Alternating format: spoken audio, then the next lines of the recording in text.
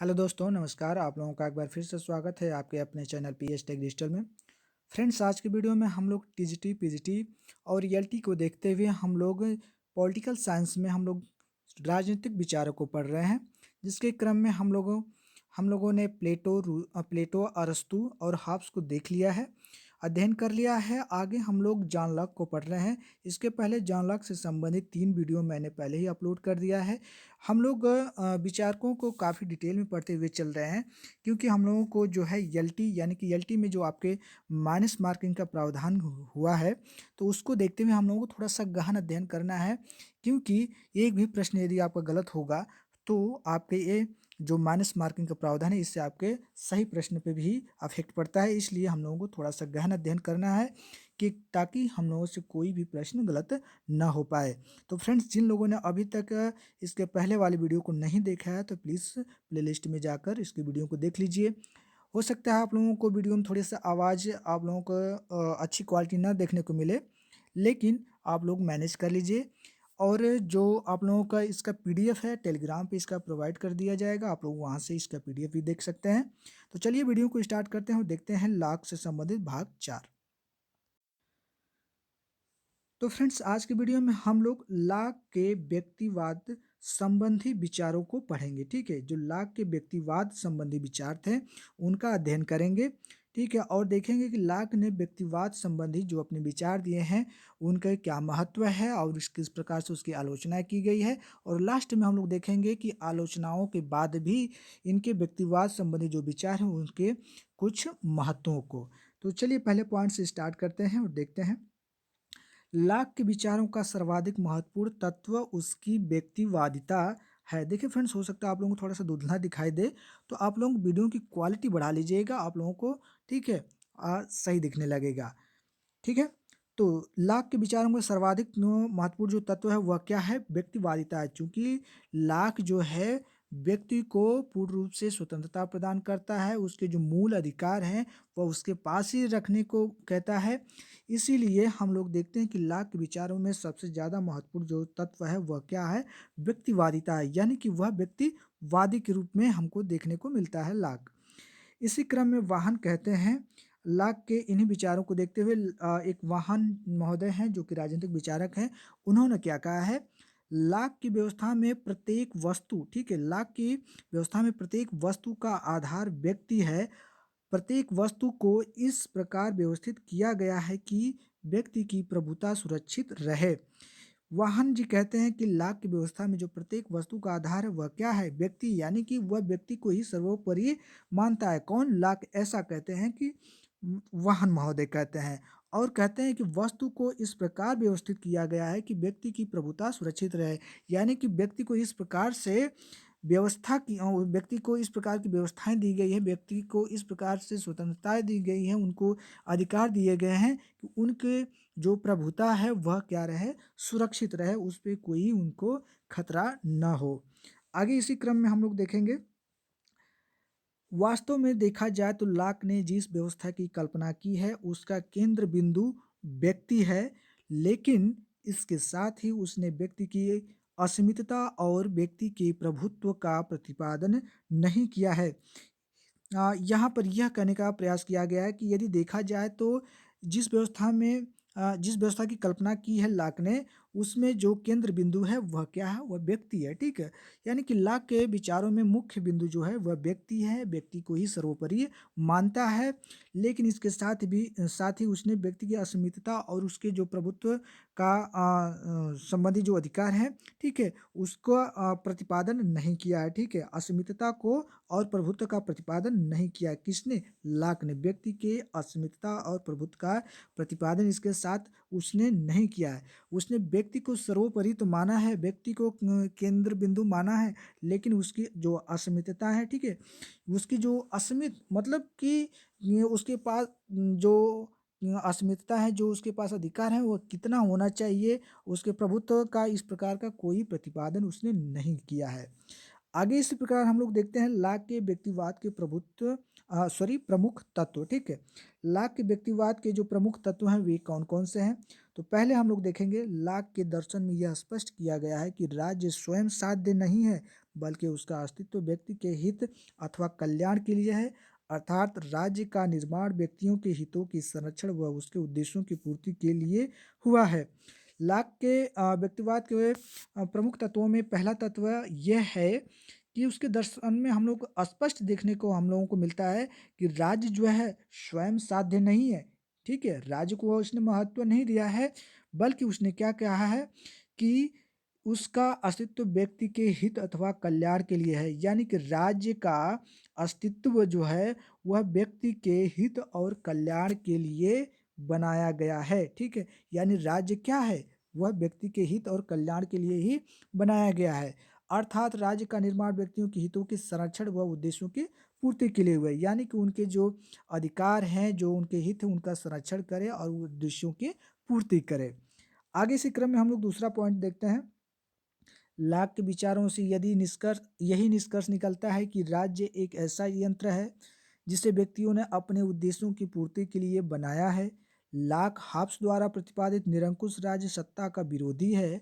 लाक के दर्शन का आधार व्यक्ति और उसके अधिकार और इन्हीं अधिकारों की रक्षा के लिए राज्य का निर्माण हुआ है। यहाँ पे यह कहने का प्रयास किया गया कि लाक के विचारों को यदि हम लोग निष्कर्ष निकालते हैं तो राज्य को वह एक ऐसा यंत्र मानता है जो व्यक्तियों के जो उद्देश्य हैं उनकी पूर्ति के लिए वह एक यंत्र मानता है। ठीक है, यानी जो व्यक्ति होंगे उनके जो उद्देश्य होंगे उन्हीं उद्देश्यों की पूर्ति के लिए राज्य को एक यंत्र, एक साधन के रूप में मानता है लाक। ठीक है, यानी व्यक्तियों के अधिकारों के और उसके उद्देश्यों की पूर्ति के लिए राज्य बनाया गया है। ठीक है, ऐसा लाक कहता है।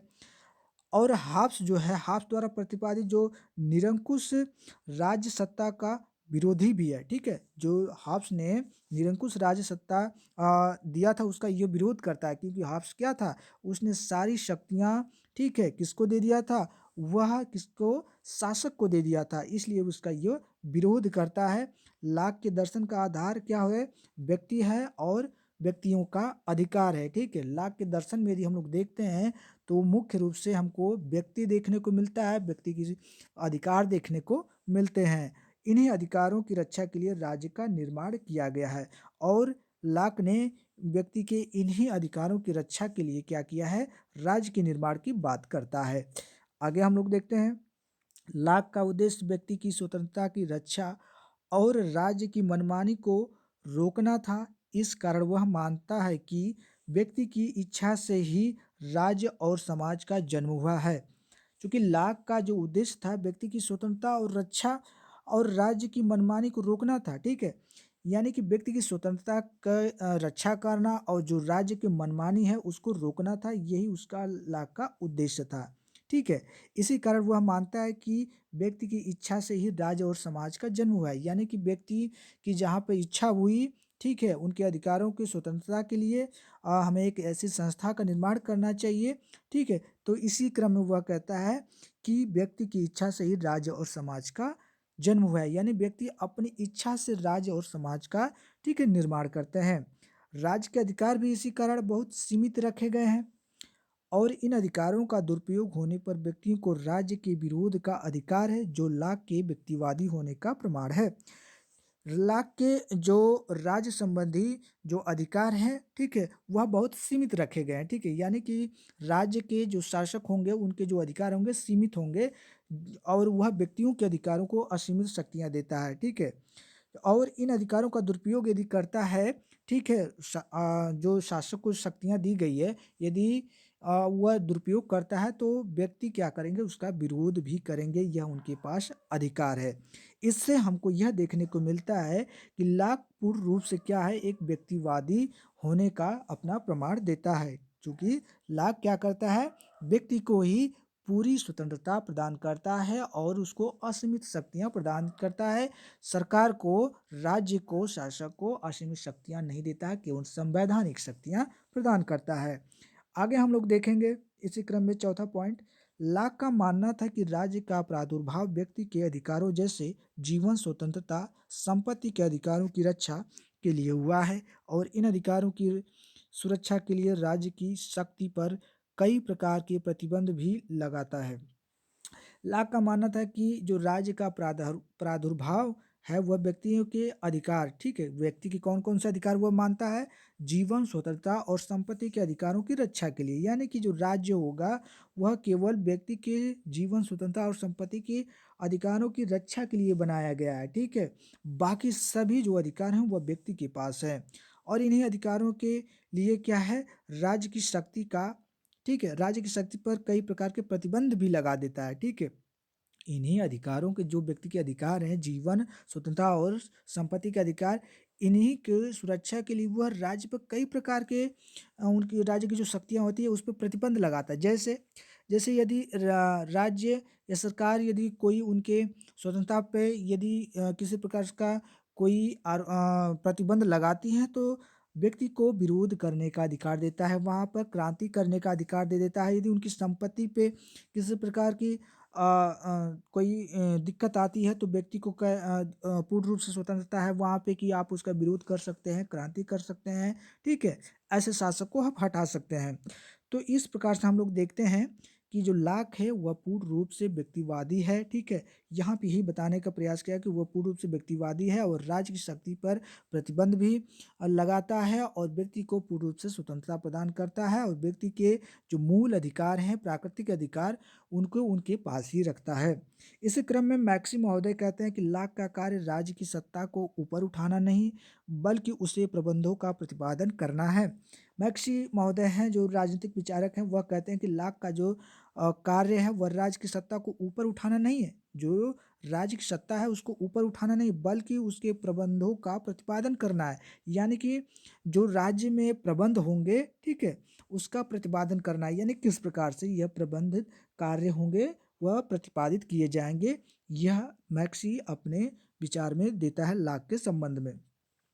आगे पांचवा पॉइंट हम लोग देखते हैं, लाक के दर्शन में व्यक्ति और उसकी स्वतंत्रता ही सर्वोपरि है, इसलिए वह राज्य ही की संप्रभुता शब्द का न तो प्रयोग करता है और न ही राज्य को संप्रभु राज्य माना है।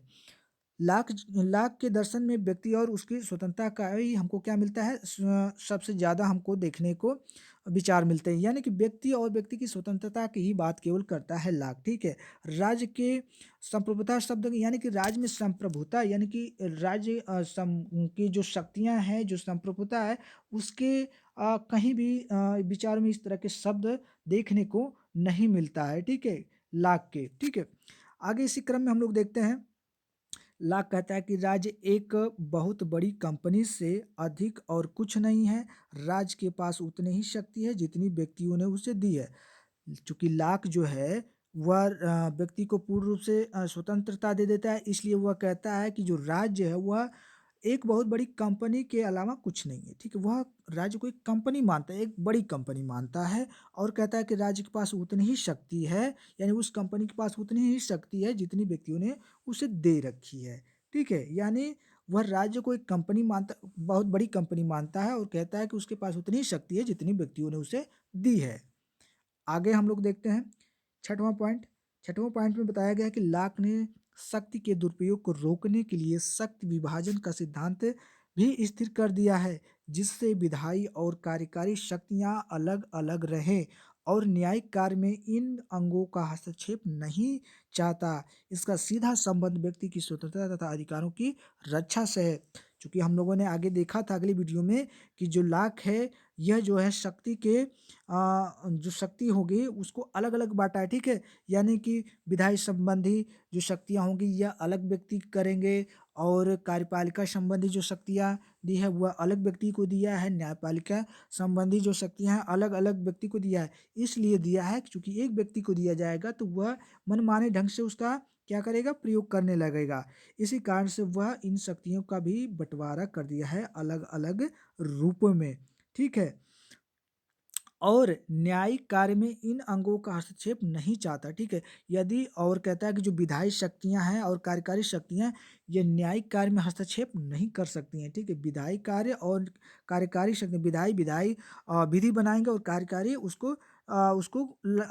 उसका प्रतिपादन करेंगे, उसको लागू करेंगे किस प्रकार से, ठीक है, करना है। लेकिन ये दोनों क्या करेंगे, न्यायिका न्यायपालिका में हस्तक्षेप नहीं करेंगे। इसका सीधा संबंध हम ये देखते हैं कि यह व्यक्ति की पूर्ण रूप से स्वतंत्रता और अधिकारों की रक्षा से है, ठीक है। इस प्रकार के लाक के व्यक्तिवादी संबंधी विचार हमको देखने को मिलते हैं। आगे इसी क्रम में हम लोग 7वां पॉइंट देखते हैं, ठीक है। धर्म के संबंध में भी लाक की धारणा व्यक्तिवाद से पूर्ण है। वह धर्म को व्यक्तिगत वस्तु मानता है और व्यक्ति को अंतःकरण के अनुसार पूजा एवं उपासना की स्वतंत्रता प्रदान करता है और मानव विवेक तथा सहज बुद्धि में विश्वास करता है, ठीक है। धर्म के संबंध में लाक की धारणा जो है व्यक्तिवाद से पूर्ण है। मतलब ये यहाँ पे सीधा सीधा ये बताने का प्रयास किया है कि वह व्यक्ति को ही सीधा सीधा, ठीक है, सब कुछ मानता है, ठीक है। यदि निष्कर्ष के रूप में हम देखते हैं इन सभी पॉइंटों को देखने के बाद, तो निष्कर्ष देखिए निकलता है कुछ इस प्रकार से। लाक ने व्यक्ति को अपनी संपूर्ण व्यवस्था का केंद्र बिंदु माना है। जैसा हम लोगों ने आगे देखा कि संपूर्ण व्यवस्था में व्यक्ति की ही बात करता है, व्यक्ति के अधिकारों की ही बात करता है वह, ठीक है। और व्यक्ति के अधिकार का संरक्षण तथा राज्य का सीमित नियंत्रण उसके राज दर्शन का प्रमुख उद्देश्य है। और व्यक्ति के अधिकारों का संरक्षण, राज्य का सीमित नियंत्रण, यानी कि राज्य का जो अधिकार होंगे वह सीमित होंगे, उसके राज्य दर्शन में यही प्रमुख उद्देश्य देखने को मिलता है। यानी कहने का मतलब यह है कि उसके यदि संपूर्ण राज्य दर्शन में हम लोग व्यवस्था में देखते हैं तो वह व्यक्ति को केंद्र बिंदु मानता है, उसके अधिकारों को महत्वपूर्ण मानता है, उसके मूल अधिकार उसके पास होने चाहिए। जैसे कि प्राकृतिक अधिकार में उसने जीवन स्वतंत्रता और संपत्ति का अधिकार है कि यह सरकार के पास नहीं होना चाहिए या व्यक्ति के पास ही होगा। यदि इस पे कोई उन्हें लगे कि हमारे अधिकारों का हनन हो रहा है तो वह क्या करेंगे, इसका विरोध कर सकते हैं राज्य के प्रति, ठीक है। और राज्य को क्या करते हैं, सीमित शक्तियां प्रदान करते हैं। इसी क्रम में बारकर महोदय कहते हैं कि लाक में व्यक्ति की आत्मा की सर्वोच्च गरिमा स्वीकार करने वाली तथा सुधार चाहने वाली महान भावना थी। यानी कि बारकर महोदय ने यह कहने का प्रयास किया है कि लाक में व्यक्ति की आत्मा, ठीक है, जो बारकर महोदय हैं वह कहते हैं कि लाक में व्यक्ति की आत्मा की सर्वोच्च गरिमा, ठीक है, यानी व्यक्ति की आत्मा की जो सर्वोच्च, व्यक्ति को ही सर्वोच्च ये मानते हैं, गरिमा स्वीकार करने वाली तथा सुधार चाहने वाली महान भावना थी। यानी कि लाक के अंदर ऐसी भावना थी जो व्यक्ति की आत्मा की सर्वोच्च गरिमा को स्वीकार करना और उसमें सुधार करने वाली, ठीक है, एक प्रकार की भावना देखते हैं कौन, बारकर महोदय, किसमें, लाक में। आगे हम लोग देखते हैं इसी क्रम में डनिंग महोदय, देखिए क्या कहें। डनिंग ने उसके व्यक्तिवादी विचारों को राजनीतिक चिंतन के क्षेत्र में उसका सर्वाधिक महत्वपूर्ण योगदान स्वीकार किया है, लेकिन व्यक्तिवाद का समर्थन करने के बावजूद उसने व्यक्ति को पूर्ण प्रभुता संपन्न नहीं माना और इस पर कुछ शर्तें भी आरोपित किया है, ठीक है। डनिंग महोदय हैं जो वह व्यक्ति, इनके व्यक्तिवादी संबंधी विचारों को क्या कहते हैं, राजनीतिक चिंतन के क्षेत्र में देखते हैं और कहते हैं कि व्यक्तिवाद का समर्थन करने के बावजूद भी उनके विचारों में क्या है, पूर्ण प्रभुता संपन्न उसको नहीं माना है, ठीक है। क्यों नहीं माना है, आइए उस पर, क्योंकि कुछ शर्तें लागू कर देता है लाक, इसलिए नहीं माना। देखते हैं कौन कौन सी शर्तें हैं। आज लाक को हम लोग पूरा खत्म कर देंगे फ्रेंड्स, थोड़ी सी वीडियो लंबी होगी, ठीक है, बहुत ज़्यादा लंबी नहीं होगी। आइए चलिए देखते हैं। लाक के विचारों में विरोधाभास, विसंगतियां, यानी कि लाक के विचारों में कुछ जो विरोधाभास हैं, कुछ कमियां हैं, उनको देखेंगे किस कारण से वह पूर्ण रूप से कह सकते हैं कि सही मायने में लागू नहीं हो सकती हैं। तो आगे हम लोग देखते हैं इसी क्रम में। लाक के विचार एक और अनुभववाद से प्रभावित है तो दूसरी तरफ मध्यकालीन विचारक रिचर्ड हुकर का उस पर अमिट प्रभाव है। वास्तव में लाक के विचारों में हाब्स की भांति तार्किक संगति विद्यमान नहीं है। उसे चार स्तरों में सर्वोच्च शक्ति की कल्पना की, ठीक है। लाक के विचारों एक और अनुभववाद से प्रभावित है। लाक क्यों क्या करता है, एक अनुभव, ठीक, अनुभव, वह अनुभववाद से क्या है, प्रभावित है। दूसरी तरफ हुआ क्या है, मध्यकालीन जो विचारक हैं रिचर्ड हुकर और का उस पर अमिट, मतलब कह सकते हैं गहरा प्रभाव पड़ता है, ठीक है, लाक के विचारों पर। इसी क्रम में हम लोग देखेंगे कुछ जो लाक ने अपने विचार दिए हैं, ठीक है, चार प्रकार के, चार स्तरों को सर्वोच्च शक्ति मानता है, उसको आगे हम लोग देखते हैं। तो पहला हम लोग देखते हैं, पहला पॉइंट, सरकार में विधायिका सर्वोच्च होगी, ठीक है। तो यह देखिए विसंगति होती है क्या लाक के विचारों में पहली कि सरकार में विधायिका सर्वोच्च होगी, ठीक है, यानी सरकार में कहते हैं जो विधायिका होगी वह सर्वोच्च होगी, यानी जो विधि बनाएगी वह सर्वोच्च होगी। और दूसरी क्या है, सरकार से भी सर्वोच्च समुदाय होगा। और एक तो कहते हैं कि विधायिका सर्वोच्च होगी सरकार में, दूसरी ओर कहते हैं सरकार से भी सर्वोच्च क्या होगा, समुदाय होगा, यानी कि जो व्यक्तियों का समूह होगा वह होगा। और तीसरे पॉइंट में कहते हैं कि समुदाय का भी मूल उद्देश्य प्राकृतिक अधिकारों की रक्षा करना है। और कहते हैं कि जो समुदाय होगा, जो सर्वोपरि है सरकार से, उनका जो मूल उद्देश्य होगा वह प्राकृतिक अधिकारों की रक्षा करना है, ठीक है, यानी वह कहते हैं कि जो समुदाय होंगे उनका जो मुख्य उद्देश्य होगा वह प्राकृतिक जो व्यक्ति के अधिकार हैं उनके रक्षा करना होगा, ठीक है। और चौथे में देखिए क्या है, प्राकृतिक अधिकारों से भी महत्वपूर्ण प्राकृतिक विधि है या प्राकृतिक विधि से ही प्राप्त होते हैं, ठीक है।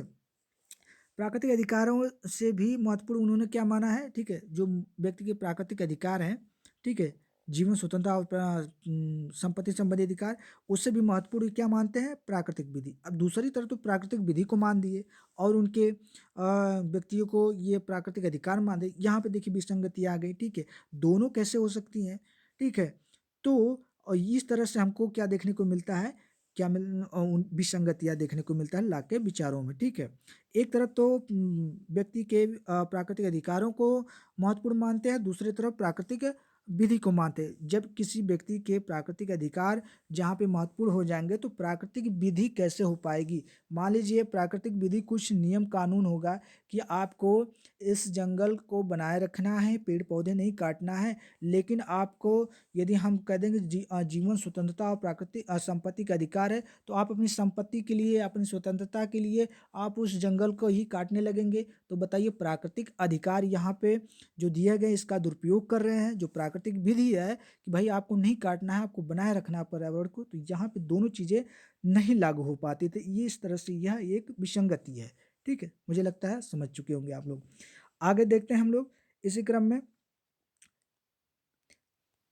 लाक के इन्हीं सभी विचारों के कारण यह समझ पाना मुश्किल होता है कि व्यक्ति के प्राकृतिक अधिकार ज्यादा महत्वपूर्ण है या समुदाय के दंड का अधिकार, ठीक है। लाक के यही जो विचार दिया है लाक ने, इससे समझ पाना यह कठिनाई होती है कि प्राकृतिक अधिकार बहुत ज्यादा महत्वपूर्ण है या समुदाय के जो दंड का अधिकार है वह, ठीक है, यानी जो समुदाय के दंड का अधिकार है वह ज्यादा महत्वपूर्ण है या जो प्राकृतिक अधिकार, यह पूर्ण रूप से समझना मुश्किल हो जाता है।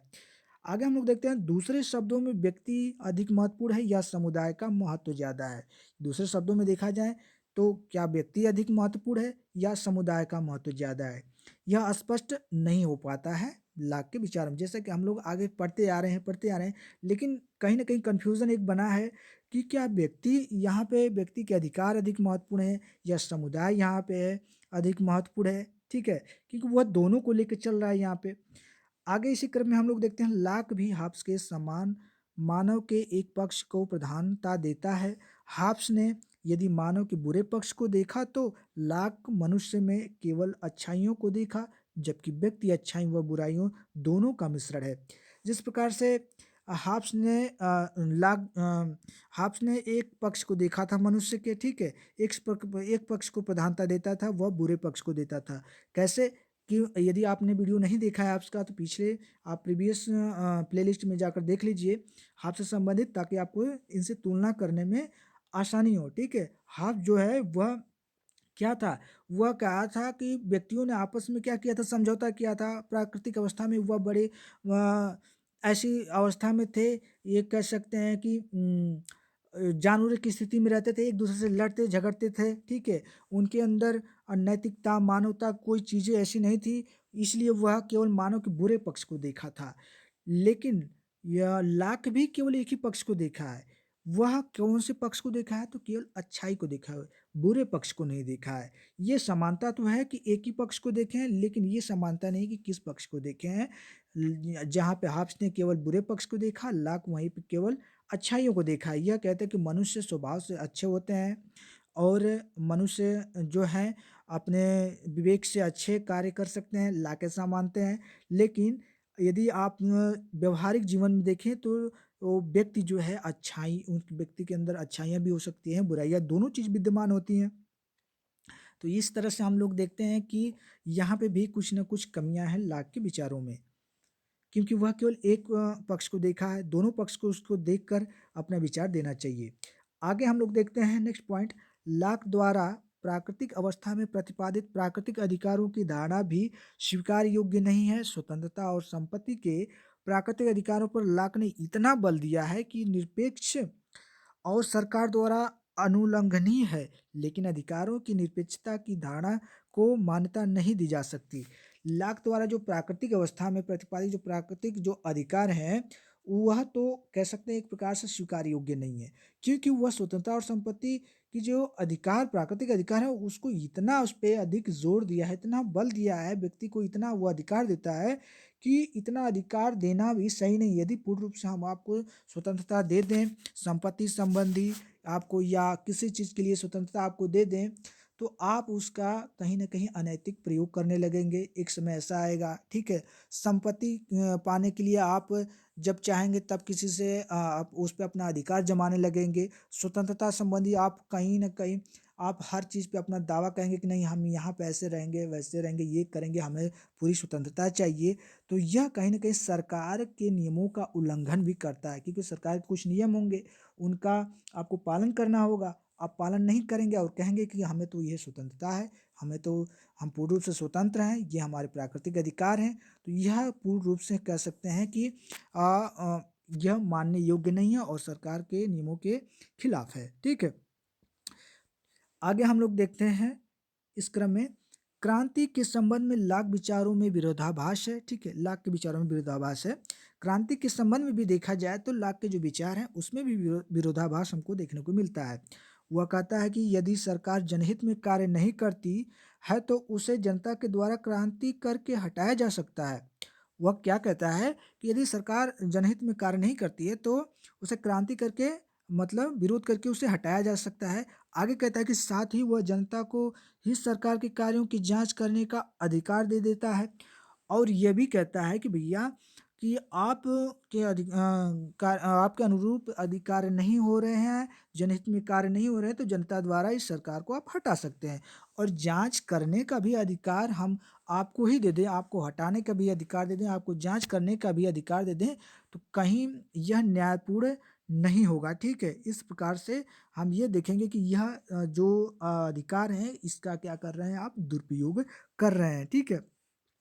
तो आगे इसी क्रम में देखा जाए, जिस कारण जनता को क्रांति या विद्रोह का अधिकार मिल जाता है और सरकार के पास उसकी रक्षा के लिए कोई साधन नहीं बचता और इस कारण से क्या होता है कि यदि पूर्ण रूप से जो स्वतंत्रता मिल जाती है व्यक्ति को, जिससे वह उस सरकार के विरुद्ध अपना विरोध क्रांति कर सके और एक समय ऐसा कभी आ जाएगा जब व्यक्ति को ही कभी रक्षा की ज़रूरत पड़े तो उस राज्य वहाँ पे विवश हो जाएगा, वह नहीं कर पाएगा क्योंकि सारे अधिकार जो मुख्य अधिकार हैं वह तो व्यक्ति अपने पास ही रख लिया है और जब चाहे वह सरकार को हटा देगा, जब सरकार हट जाएगी तो वह कैसे उसकी रक्षा करेगी, ठीक है? और उसकी रक्षा के लिए बस केवल कोई साधन ही नहीं बचेगा राज्य के पास। आगे इसी क्रम में हम लोग देखते हैं लाक के संपत्ति संबंधी विचार भी असंगतिपूर्ण है। जो लाक ने संपत्ति संबंधी जो विचार दिए हैं कि संपत्ति संबंधी जो अधिकार है ये भी व्यक्ति के पास ही होने चाहिए, उसमें भी कुछ कमियां हैं। कौन सी कमी है आइए देखते हैं।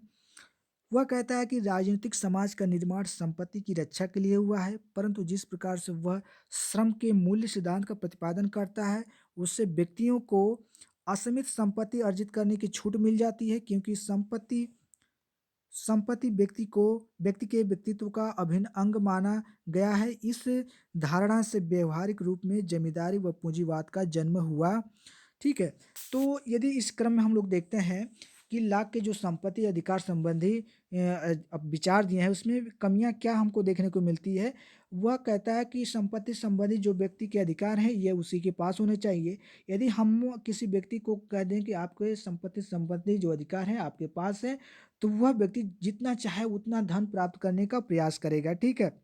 इससे क्या होगा, ठीक है? इससे क्या होगा कि एक प्रकार से व्यक्ति जो होगा वह क्या हो जाएगा, अधिक धन अपने पास इकट्ठा करना चाहेगा और धन इकट्ठा करते-करते एक समय ऐसा आएगा कि जो ज़्यादा पैसे वाले जो पैसे वाले होंगे वह बहुत ज़्यादा पैसे वाले हो जाएंगे, ठीक है, यानी कि जमींदारी और पूंजीवाद का वहाँ पे जन्म हो जाएगा, ठीक है। एक प्रकार से वो पैसे वाले जब हो जाएंगे तो छोटे वालों को दबा के रखेंगे। तो यही कहने का प्रयास किया गया है कि वह संपत्ति के अधिकारों को भी इतना अधिक व्यक्ति के पास दे देता है कि वह कहीं ना कहीं इसका दुरुपयोग कर सकता है, जिससे जमींदारी और पूंजीवाद का जन्म हो जाता है।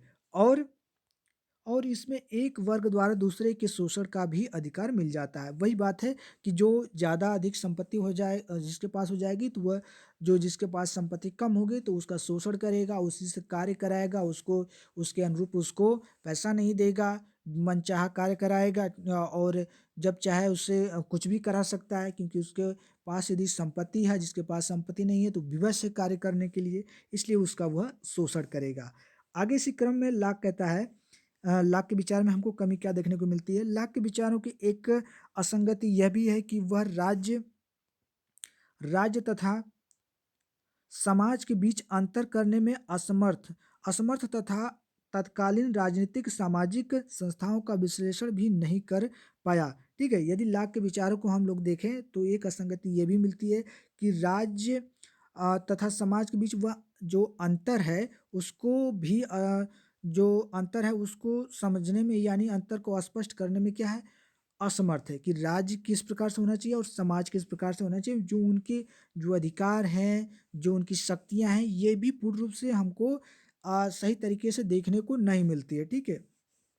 जो कि तत्कालीन क्या है, राजनीतिक सामाजिक संस्थाओं का विश्लेषण भी नहीं कर पाया, ठीक है। जो यदि हम तत्कालीन में देखा जाए उस समय तो राजनीतिक जो सामाजिक संस्थाएं थी उसका विश्लेषण वह सही तरीके से नहीं कर पा रहा था, ठीक है।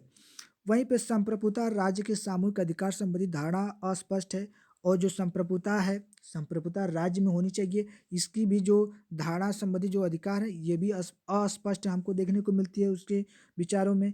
इसके अलावा व्यक्तियों को जो विरोध का अधिकार है उसकी प्रक्रिया अत्यंत ही अस्पष्ट तथा जटिल है। और यह भी देखने को मिलता है कि जो व्यक्ति के पास जो विरोध करने का अधिकार है वो भी पूरी तरह से स्पष्ट नहीं है कि किस रूप में करेंगे, कब कर देंगे, ठीक है, कितने अधिकार हैं, किस रूप में करेंगे, कौन से अधिकार पे उनके प्रतिबंध लगाया जा सकता है कि नहीं लगाया सकता है, कब करेंगे कि नहीं करेंगे, और यह प्रक्रिया भी जो है जटिल है, ठीक है। तो यह भी एक प्रकार से असंगति है। इन सारे असंगतियां और कमियों को देखते हुए भी यदि हम देखेंगे तो लाक के विचारों का बहुत महत्व है, ठीक है, महत्व भी है। इतनी कमियां तो थी, ठीक है, उस समय इतनी कमियां तो थी, यदि विचारों को देखा जाए उस समय इस तरह का विचार देना बहुत बड़ी बात थी। तो इन कमियों को हटाते हुए यदि उसके महत्व को देखेंगे तो देखिए उसके महत्व को किस प्रकार से हम लोग व्याख्यायित कर सकते हैं। लाक के विचारों का महत्व, आइए देखते हैं। सभी विसंगतियों को देखते हुए भी लाक के विचारों का बहुत महत्व और फ्रांस महत्व है। फ्रांस और अमेरिका की क्रांति पर लाक के विचारों का गहरा प्रभाव पड़ा। इन सभी विसंगतियों को यदि हम देखें, ठीक है, तो लाक के विचारों का बहुत महत्व है, जिसका प्रभाव फ्रांस और अमेरिका की जो क्रांति हुई थी उस पे देखने को हमको पड़ा था, ठीक है, देखने को मिलता है। प्राकृतिक अधिकारों का सिद्धांत अमान्य किया जा चुका है। जो प्राकृतिक अधिकार है, ये जो सिद्धांत है इसको अमान्य कर दिया गया है, ठीक है भाई, क्योंकि जो संपत्ति का अधिकार है यह व्यक्ति के पास नहीं होना चाहिए, इसको तो अमान्य कर दिया गया है। लेकिन यह सिद्धांत लाक की महत्वपूर्ण देन है, जीवन स्वतंत्रता और संपत्ति के अधिकारों की रक्षा, ठीक है, राज्य का कार्य मौलिक अधिकार के रूप में है। यानी कि वह यह कहना चाहता है कि जीवन स्वतंत्रता और संपत्ति के जो अधिकार हैं ये राज्य के कार्य होने चाहिए, ठीक है, जो कि उसके मौलिक अधिकार के रूप में होना चाहिए, ठीक है। यह जब इस तरह से जो राज्य करेगा तो वहाँ पे क्या होगा, लोग खुश होंगे, ये कहने का वह प्रयास यह करता है लॉक, ठीक है। यह वर्तमान प्रजातंत्र और उदारवाद की आधारशिला है। इसलिए हमको क्या देखने को मिलता है कि वर्तमान में जो प्रजातंत्र है, जहाँ पे लोकतंत्र है, ठीक है, यदि इस प्रकार की स्वतंत्रताएं व्यक्ति के पास रहेंगी तो क्या होगा, वहीं पे प्रजातंत्र और उदारवाद की क्या हमको आधारशिला देखने को मिलता है, ठीक है। यानी कि जिस जगह इस तरह की व्यवस्थाएं होंगी, व्यक्ति के पास ये अधिकार होंगे, वहाँ पे क्या हमको देखने को मिलेगा, प्रजातंत्र और उदारवाद देखने को मिलेगा। इसीलिए लाक को उदारवाद के आत्मा कहा गया है, ठीक है। क्या कहा गया है? उदारवाद के आत्मा कहा गया है। व्यक्तिवादी तो है लेकिन उदारवाद का आत्मा उसको कहा गया है। उसका सीमित या संवैधानिक शासन तथा धार्मिक सहिष्णुता का विचार भी अत्यंत महत्वपूर्ण है। उसका ये जो सीमित और संवैधानिक शासन राज्य को दिया गया है, यह भी धार्मिक सहिष्णुता का विचार जो दिया है उसने काफ़ी महत्वपूर्ण है, ठीक है। राज्य को भी पूरी तरह से यदि पूरा अधिकार दे दिया जाए तो भी वह निरंकुश हो जाएगी, जैसे कि हॉब्स ने दे दिया है। तो इसको देखते हुए हम लोग कह सकते हैं कि लाक के विचारों का भी काफ़ी महत्वपूर्ण योगदान है, ठीक है, राजनीतिक विज्ञान में, ठीक है। तो इस तरह से फ्रेंड्स हम लोगों ने लाक को पढ़ा, लाक के सभी विचारों को हम लोगों ने देखा, उसके सामाजिक समझौता संबंधी, उसके प्राकृतिक अधिकार, उसके व्यक्तिवाद संबंधी अधिकार, उसकी पुस्तकों का, उसकी आलोचनाओं का, उसके सभी अधिकारों का जो भी विचार थे उनका महत्व, उसकी आलोचनाओं को देखा, ठीक है। तो फ्रेंड्स आप लोगों को वीडियो कैसी लगी? थोड़ा सा हो सकता है वीडियो लंबी हो चुकी है आज की, ठीक है, क्योंकि आज ही खत्म कर देना था, ठीक है। इसके पीडीएफ आप लोगों को टेलीग्राम पे मिल जाएगा, आप लोग टेलीग्राम से जुड़ जाइए। इसका लिंक आपको वीडियो को डिस्क्रिप्शन में मिल जाएगा। यदि वीडियो पसंद आई है तो लाइक करें, शेयर करें, ठीक है। अगले वीडियो में तब तक हम लोग देखेंगे नेक्स्ट टॉपिक को, ठीक है। रूसो को देखेंगे, ठीक है। रूसो को देखेंगे या इंडियन थिंकर को स्टार्ट कर सकते हैं हम लोग, वो आगे वीडियो में हम लोग जैसा होगा वैसा देखेंगे। तब तक के लिए थैंक यू, धन्यवाद।